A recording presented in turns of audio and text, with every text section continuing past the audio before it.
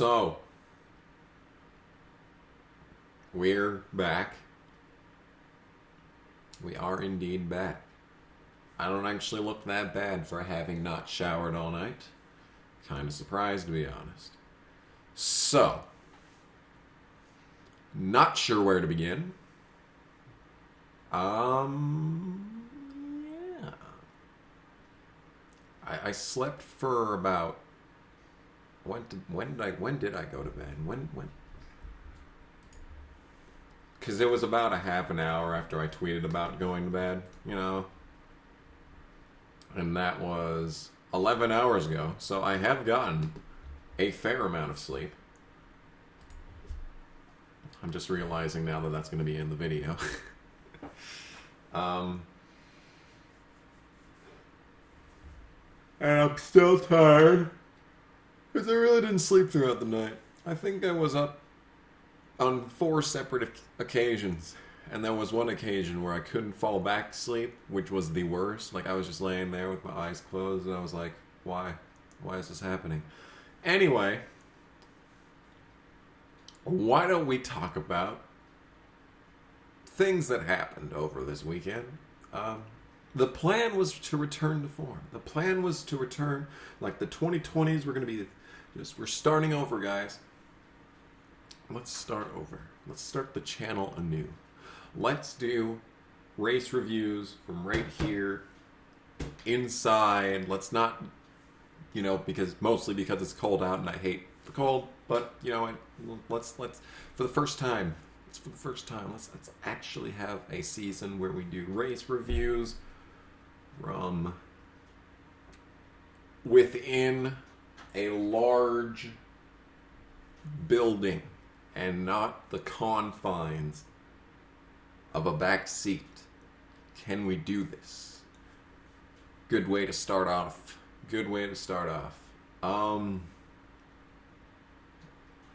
Let's just talk about ARCA.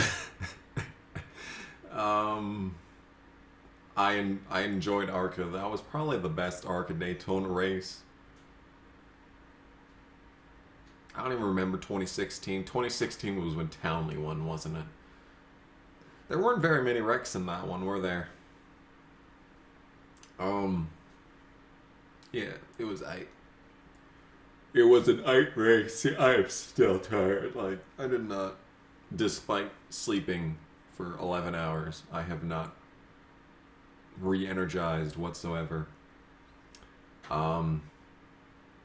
Yeah. I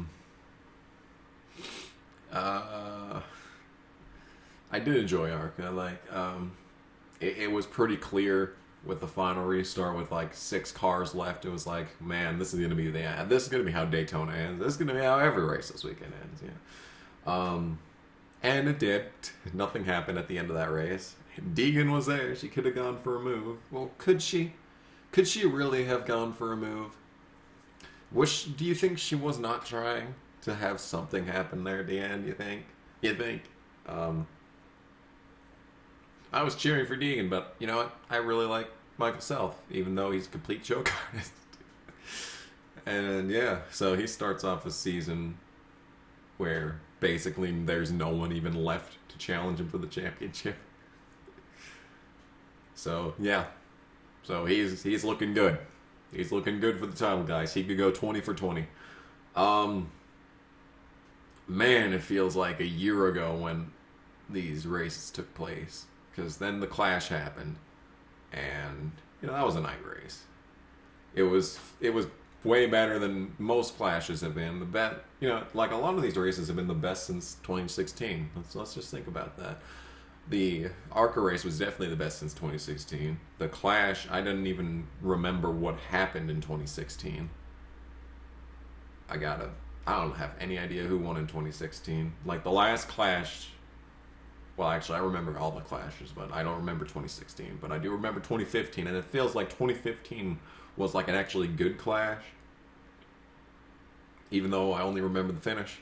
But at the same time, like, I feel like this was probably the best clash since then. And, like, even though they cut the field in half, even though they cut the participating cars in half, they still managed to wreck the entire field except for like 6. Like, it's almost impressive how every single plate race is the exact same every single year, every single track. I mean, there's 2 tracks, but there's 4 times that these races take place every year, and every year is the same race. So that's nice. That's a really nice thing. Did you know, fun fact, number 1 of the 2020 season, there was an East race on Monday. I enjoyed it. Derek Griffith looked like a fucking G, and I thought he was going to win, but, you know, no one's ever allowed to win in their first start.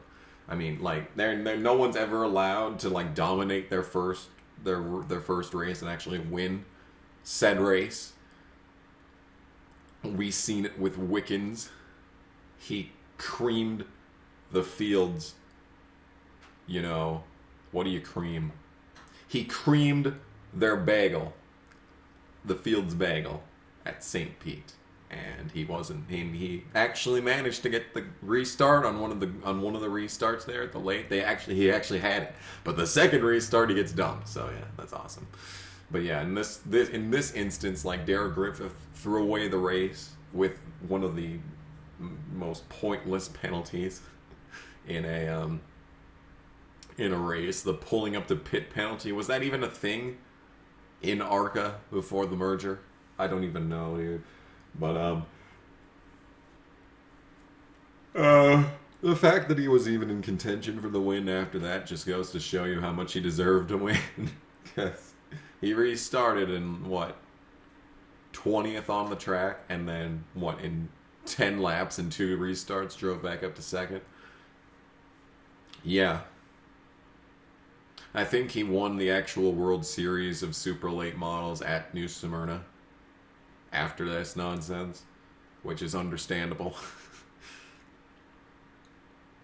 I only hope that he's back for more races. He's probably got the best shot out of anyone of beating Sam Mayer, especially considering there's really no one in the field anymore. There was a surprising amount of people that I've never known the names of before the race. In the East event, the only question now is if they're even going to get, 10 cars for like a West standalone race. I still don't think they will. The duels were fine. Nothing really happened. No one expects the duels to have anything happen in them. Every race for the final spots in the field were determined before the actual, final lap, because everyone was wrecking.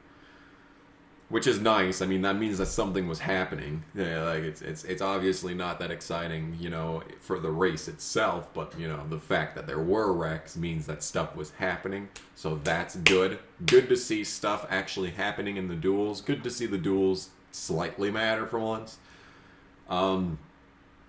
Timmy Hill is a fucking G. He was on top of shit this week. What a champ. In every race that he was in, that was some quality shit. Quality shit all around from MBM, except for the penalty. Because Carl Long going like 2 years without getting like a life-altering penalty, that's just way too much to ask for. It's some good shit, is what it is. Some good shit's what it is, man. I love it. I love it. Love it when people get penalties that are completely justified.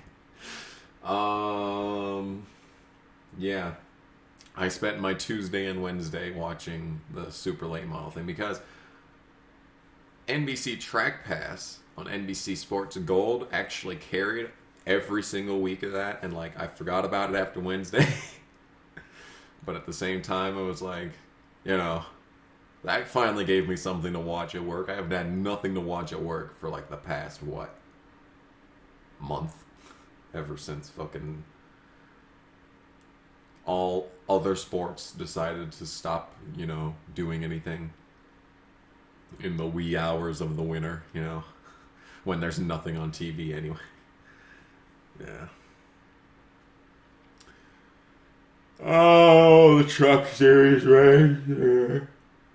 I'm still drop dead tired, dude. Exciting times, man. Yeah, the Truck Series race was fine. I feel like I really don't need to discuss any of the actual, races that you came to hear me discuss. Considering I had live reactions videos for those, upwards of 3 hours worth of instantaneous reactions from that. Like, don't really need to even discuss them in this video. Glad Enfinger got a win. That's a long time coming. Wish that could have happened last year when he was getting screwed over by a terrible chase format that they've only exacerbated the problem of, because this is NASCAR we're talking about.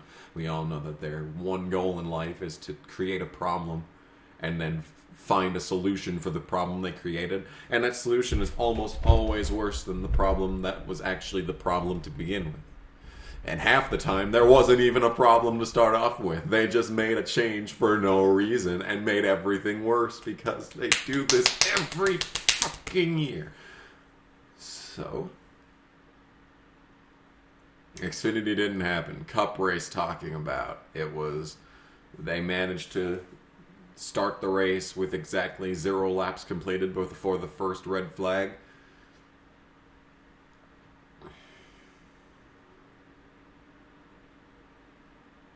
Fun. And then they actually managed to go almost 20 laps for the first run. They got almost 20 laps in Sunday. And no lead changes during that period.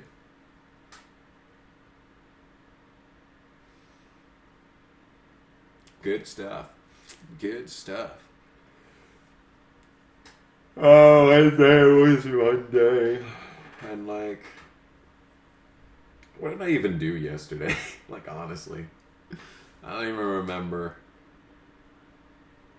Because I had to work Sunday night, so I was up until 7 in the morning. And, by then, the insanity was setting in from both sleep deprivation and anticipation.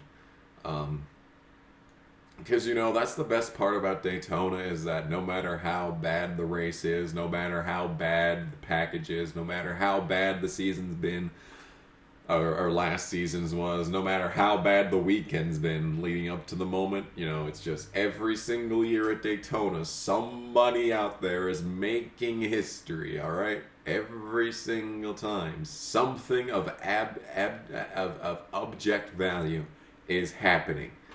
So, that's something to be happy about when it comes to going to Daytona 500 weekend. And the race itself was fine. There was way more freight training than usual, I think, anyway, in the Daytona 500. You see freight training basically in every Talladega race. And, sometimes you see it in the Coke 600 that is no longer the Coke 400 because they moved it to the Firecracker 400 because they moved it. They moved it.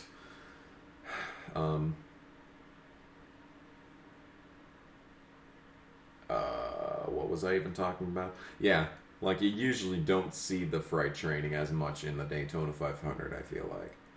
Even during, weird pit cycles, you still see stuff happening. But, we saw a lot of it this week. I left to go to the doctor yesterday. I got my, do you even want to see this? I got my toes, not surgically worked on. It was very, it was a very Stone Age treatment that I received. I'm just going to say that much. But yeah, I actually left at the end of stage 1, I want to say, is when I left. And by the time I actually got back here, it was 27 to go. So I missed a lot. I missed a lot. And I did see a little bit in the waiting room, but even mostly what I saw was just freight training. So it was yay. Didn't Hamlin lead the entire second stage from start to finish? Seriously.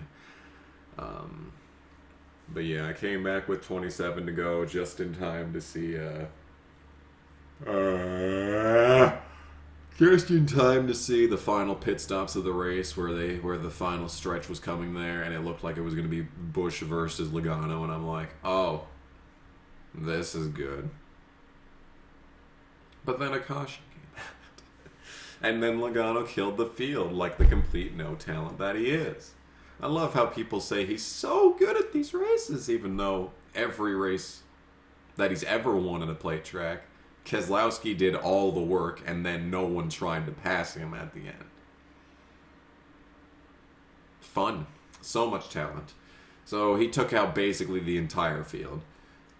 Everyone that I hate made it through that wreck. I specifically remember this. Logano made it through. Harvick made it through. Boyer made it through. Ty fucking Dillon made it through.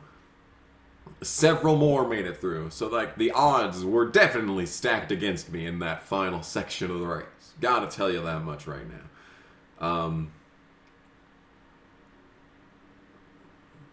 The odds were not in my favor there, dude. So, thankfully, they kept wrecking over and over and over, and people and the lemmings fell through the field. And Brendan Gaughan gave zero shits and drove back up through the field despite wrecking.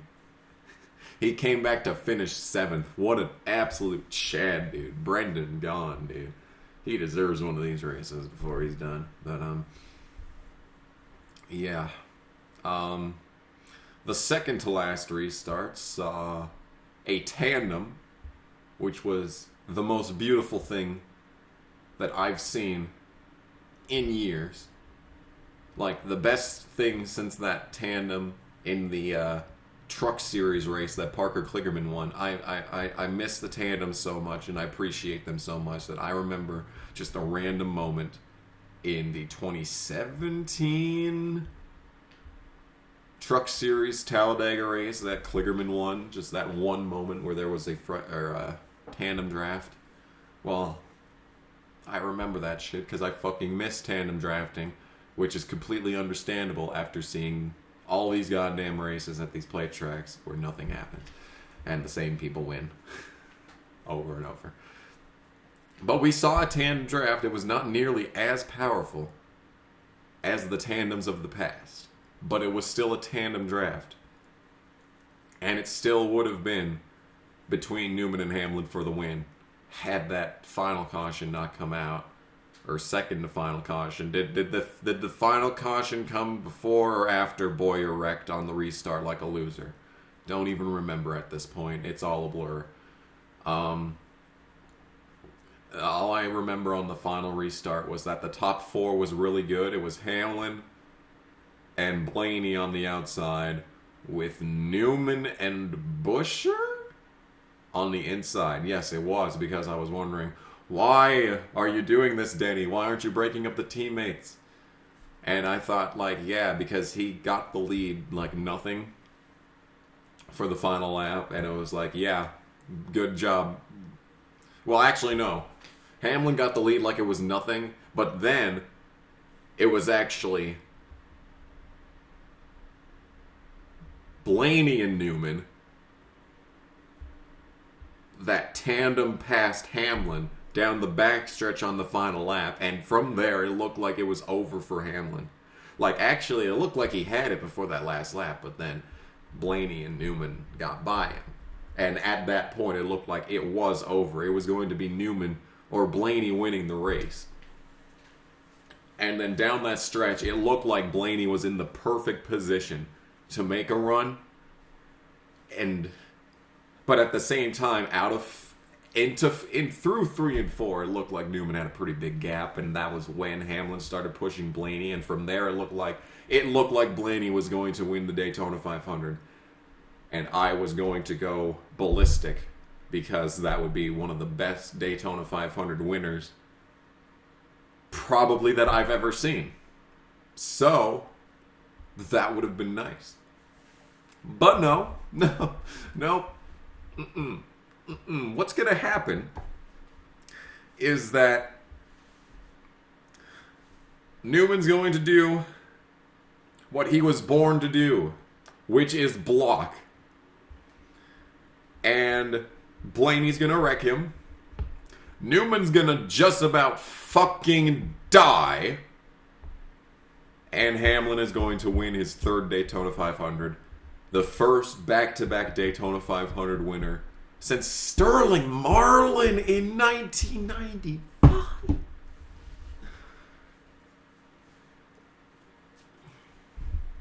Yeah. Are we about ready to start respecting Denny, dude? Good lord, the disrespect in 2018 was unreal. And then he comes back and has the best season of his career. And this year, he's already got a win in the wins column. Like, you're gonna start respecting Denny at any point in time. Because he was the only good plate racer left at the end of that race. Let's just be 100% honest. Everyone else was basically off the track that could have beat him. Straight up, you know. But even in that situation, Hamlin almost hit Newman when he was spinning.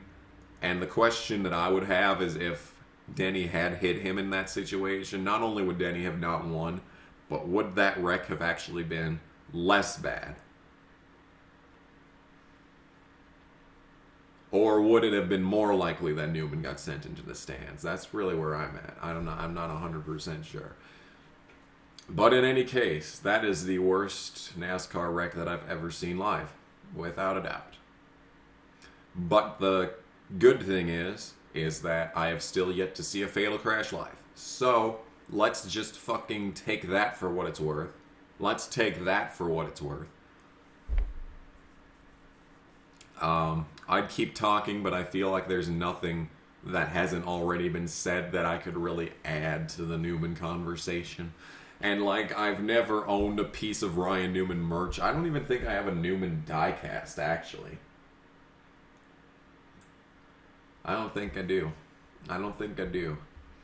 But the only times that I've ever been mad at Newman was at the end of last year's Bristol race. And, like, even then, I really didn't even blame Newman for that. In the end, I didn't even at the time blame him for that. But the other time was when, after the 2016 Fall Richmond race where he called Tony a murderer. Nice, very classy. But yeah, that's really the only real time that I've ever been mad at Newman for anything. So, like, the fact that he has remained in my good graces for this long, and considering the fact that, you know, like, the worst part about all this is that there has never been a single Cup Series race that I have ever watched in my life that has not had Ryan Newman in it. Every single race that I've ever watched on TV, on stream, even on YouTube. I don't even think I've gone back and watched a full race from before when Newman was racing. Like, that's something else right there is what I'm trying to say. So, I'm really not sure where to go from here. It's less than 3 days until Cars on Track. Well, actually, no, it's going to be, well, by the time this is uploaded, but Cars on Track in Las Vegas. Who will replace Newman? Because I don't know if he's coming back or not. He needs what matters now is that he is out of the hospital and on his feet. That's what matters now. But when it comes to who's gonna go in the car at this point, like, you know, you have to. I really think, like, Crafton is a good chance. There's a good chance Crafton goes in because that's what happened last year on short notice when he went into 36 for Martinsville. I think there's a good chance that he takes the car for at least Las Vegas, and then we'll go from there, I guess. And then we would go from there. I think there's a slight chance that Kenseth could do it again. He can get back into 6. Maybe even Biffle. I mean, Biffle has a more recent win in any series than Kenseth, let's say. Let's just say that right there, you know. What else do you want me to say? Don't know what else you want me to say on that home front, but there's a certain other driver of the 6 that has raced the 6 in the past and has wins in the number 6 that I would like to see back in the 6. Wouldn't that be nice? Anyway. A certain other driver of the 6. Reagan would work too, I guess. But, yeah. Anyway.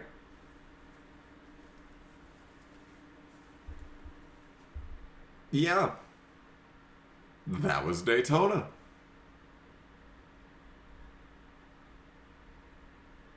Let's hope that doesn't happen again in Vegas. Let's hope. Bye.